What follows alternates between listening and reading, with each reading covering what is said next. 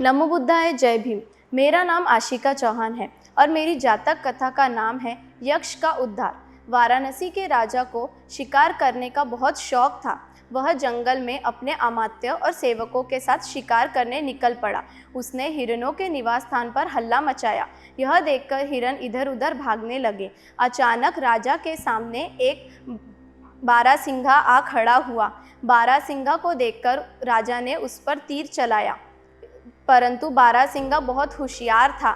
यह देखकर उसने देखा कि राजा ने उसकी ओर तीर चलाया है। यह देखकर वह जानबूझकर गिर पड़ा। राजा को लगा कि वह मर गया है, किंतु जैसे ही राजा बारहसिंगा के पास आया, वह तेज गति से जंगल की ओर भागने लगा। राजा भी उसके पीछे तेज गति से जंगल की ओर भागने लगा, किंतु बारहसिंगा कब तक भागता, वह थक गया और राजा ने उसे अपनी तलवार से मार गिराया। अब राजा भी बहुत थक गया था, तो वह विश्राम करने के लिए पास ही एक वट वृक्ष के नीचे बैठ गया। वहाँ मखादेव नामक एक यक्ष का निवास स्थान था। जैसे ही राजा वहाँ से उठकर जा रहा था, मखादेव ने कहा, ठहर, कहाँ जाता है? राजा ने कहा, तू कौन है?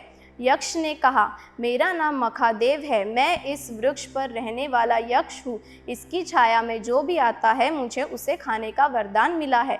राजा यह सुनकर भयभीत हो गया, किंतु उसने हिम्मत से काम लिया और यक्ष से कहा, तू आज ही खाएगा या तू रोज रोज खाना चाहेगा?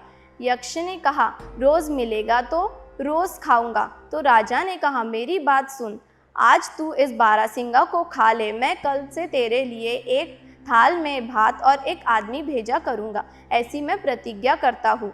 यक्ष ने कहा, प्रतिज्ञा पक्की होनी चाहिए। यदि ऐसा नहीं हुआ तो मैं तुझे ही खा जाऊँगा। राजा ने कहा, मैं वाराणसी नगरी का राजा हूँ, तू चिंता मत कर, मेरे पास सब कुछ है। जंगल से लौटकर राजा ने यह पूरा किस्सा अमात्य को सुनाया। यह सुनकर अमात्य ने कहा, क्या दिनों की मर्यादा बांधी है? राजा ने कहा, नहीं बांधी। अमात्य ने कहा, यह तो उचित नहीं हुआ, किंतु अब चिंता ना करे, हमारे कारागार में बहुत आदमी हैं। इसके बाद अमात्य रोज थाल में भात लेकर एक आदमी को बिना कुछ कहे जंगल की ओर यक्ष के लिए भोजन लेकर भेजता रहा। यक्ष भोजन करने के बाद उस आदमी को भी मारकर खा जाता। यह सिलसिला बहुत दिनों तक चलता रहा, परंतु एक दिन ऐसा भी आया कि कारागार में एक भी आदमी शेष नहीं बचा। यह देखकर राजा मृत्यु भय से कांपने लगा। अमात्य ने कहा, राजा अब चिंता ना करे, मेरे पास एक योजना है। यदि हम हाथी के कंधे पर हजारों अशर्फियों की थैली रखकर यह मुनादी करवा दे कि जो भी आदमी यक्ष के लिए भोजन ले जाएगा, उसे यह धन इनाम में मिलेगा। राजा को यह उपाय अच्छा लगा। अगले ही दिन राजा ने नगर में यह मुनादी करवा दी। नगर में एक गरीब मांडवक रहता था। बहुत सुंदर होने की वजह से उसके माता पिता ने उसका नाम सूतनु रखा। वह बड़ा होकर मेहनत मजदूरी कर कर अपने माता पिता का पालन करता था। उसके पिता के मरने के बाद वह अपनी माता का पालन करता था। जैसे ही सूतनु ने राजा से यह मुनादी सुनी, उसने सोचा कि यह धन लेकर यदि मैं यक्ष के पास भोजन ले जाऊं, तो इस धन की वजह से मेरी माँ अपना जीवन सुख से व्यतीत कर पाएंगी। ऐसा कहकर उसने यह अपनी माता को कहा। उसकी माता ने कहा, पुत्र, मुझे धन नहीं चाहिए, किंतु सूतनु नहीं माना। वह हजारों अशर्फियों की थैली लेकर और यक्ष के लिए भोजन ले जाने की स्वीकृति देकर आया। उसने वह धन अपनी माता के चरणों में रखा और उसे प्रणाम किया और कहा, माता, तू चिंता ना कर, मैं यक्ष का दमन कर तुझ रोती हुई के पास हंसता हुआ लौट आऊँगा। यह कहकर सूतनु राजा के पास पहुँचा। राजा के पास जाने के बाद राजा ने सूतनु से कहा, क्या तू यक्ष के लिए भोजन ले जाएगा?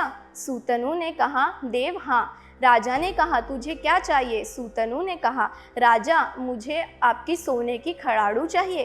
राजा ने कहा, खड़ाड़ू किस लिए? सूतनु ने कहा, देव, वह यक्ष इस वृक्ष के पास जमीन पर खड़े रहने वालों को ही खाता है।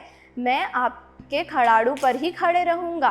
राजा ने कहा, तुझे और कुछ चाहिए? सूतनु ने कहा, देव, आपका छत्र। राजा ने कहा, छत्र की क्या आवश्यकता है? सूतनु ने कहा, देव, यक्ष उस वृक्ष की छाया में खड़े रहने वाले को ही खाता है, मैं छत्र की छाया में ही खड़ा रहूंगा।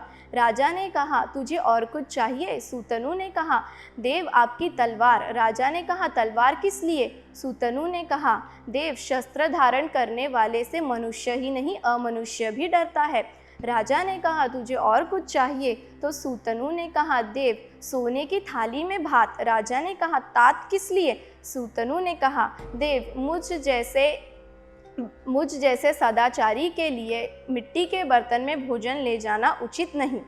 राजा ने सूतनु की सभी शर्तों को पूरा किया और सेवकों साथ सभी सामान के साथ सूतनु को जंगल की ओर भेज दिया। सूतनु राजा को प्रणाम किया और राजा से कहा, राजा आप चिंता ना करें, मैं यक्ष का दमन कर आपको अभय बनाकर ही लौटूंगा। सूतनु सारे सामान के साथ सेवकों को लेकर जंगल की ओर जाने लगा।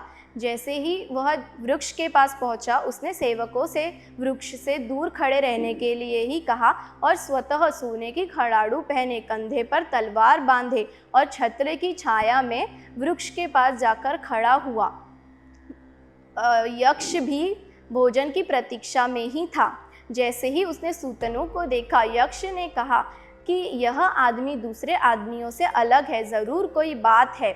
सूतनु ने अपनी तलवार की नोक से उस थाल को खिसकाते हुए कहा, हे वट वृक्ष के यक्ष राज, बाहर आ, राजा ने तेरे लिए मांस युक्त भात भेजा है। यह सुनकर यक्ष बाहर आया और सूतनु को अपने पास बुलाया और कहा, हे मांडवक, तू मेरे पास आ, आज तू और ये भात दोनों ही मेरा भोजन है। यह सुनकर सूतनु ने कहा, तू इस छोटे लाभ के पीछे बड़ा लाभ क्यों छोड़ रहा है? तू अगर मुझे ही खा जाएगा तो रोज़ तेरे लिए ऐसा स्वादिष्ट भोजन दूसरा कोई नहीं लेकर आएगा। यह सुनकर यक्ष ने कहा, हे मांडवक, तू मेरा हितैषी लग रहा है, मैं तुझे छोड़ देता हूँ। तू जा और अपनी माता को सकुशल देख और अपनी माता से कह मुझे सकुशल देखने के लिए। यह कहकर सूतनु को लगा कि अब यक्ष का हृदय परिवर्तन होने लगा है। सूतनु ने यक्ष से कहा, तू कुशल धर्म कर और श्रेष्ठ भोजन कर। इन पशुओं की तरह जंगल में क्या रहता है? मेरे साथ नगर में चल, कुशल कर्म कर और भोजन का लाभी बन। यह सुनकर यक्ष और सूतनु दोनों वाराणसी नगरी की ओर चल पड़े। राजा ने दोनों का स्वागत किया। राजा ने यक्ष को द्वार पर पहरेदार नियुक्त किया और श्रेष्ठ भोजन भी दिया और सूतनु के गुणों की प्रशंसा करते हुए उसे सेनापति नियुक्त किया। इस जातक कथा का अर्थ यह है कि बुद्धिमत्ता और धर्म के बलबूते पर हम बुरे से बुरे इंसान को भी सुधार सकते हैं।